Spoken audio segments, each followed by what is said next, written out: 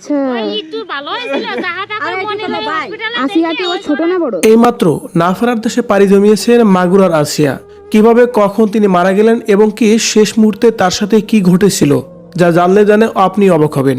Viewers, এই বিষয়ে জানতে সম্পূর্ণ ভিডিওটি দেখে সঙ্গেই থাকুন আর ভিডিওটি শেয়ার করে সবাইকে দেখার সুযোগ করে দিন, যাতে করে হিট্টু শেখের মতো অমানুষদের কঠিন থেকে কঠিনতর শাস্তির আওতায় আনা যায়। আসিয়া আজ কটা দিন ধরে মৃত্যুর সঙ্গে পাঞ্জা লড়ছিলেন হসপিটালে। অবশেষে যেন না ফেরার দেশেই পাড়ি জমাতে হলো এই ছোট্ট বাচ্চাটিকে। মূলত আজকে বৃহস্পতিবার বেলা 1টার দিকে তাকে মৃত ঘোষণা করা হয়েছে। ঢাকার সম্মিলিত সামরিক হাসপাতালে সিএমএইচে পেডিয়াট্রিক নিউরোলজিস্ট বিভাগের অধ্যাপক কর্নেল নাজমুল হামিদ সাংবাদিকদের এই তথ্যই নিশ্চিত করেছেন। কর্নেল নাজমুল হামিদ বলেন, আজ সকালবেলা 2 দফায় শিশুটির কার্ডিয়াক অ্যারেস্ট হয়।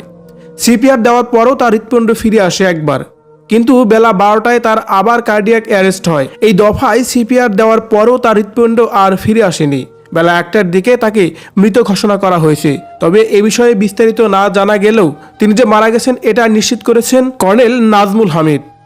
এদিকে তার মৃত্যুতে যেন তার পরিবারের মধ্যে গভীর শোকের মাতব তৈরি হয়েছে। কান্নায় ভেঙে পড়ছে পুরো গ্রামবাসী। তার কারণ, আসিয়ার জন্য বাংলাদেশের মানুষের কার মন কাঁদেনি। ছোট্ট একটি বাচ্চা দুনিয়ার কিছু বুঝে ওঠার আগেই তাকে না ফেরার দেশে পাড়ি জমাতে হলো, তাও আবার অমানুষের হাতে নির্যাতিত হয়ে। আসিয়ার মৃত্যুতে গভীর শোকের মাতব তৈরি হয়েছে তাদের পুরো পরিবারের মধ্যে। ঠিক তেমনই পুরো বাংলাদেশের মানুষের যেন স্তব্ধ হয়ে গেছে, কোনোভাবেই মেনে নিতে পারছে না আসিয়ার মৃত্যু। ভিউয়ার্স, আসিয়ার সাথে যারা এই অমানবিক কর্মকাণ্ড করেছে তাদেরকে কি এমন শাস্তি এখনই দেওয়া উচিত বলে আপনি মনে করেন? অবশ্যই কমেন্ট করে জানাবেন কমেন্ট বক্সে।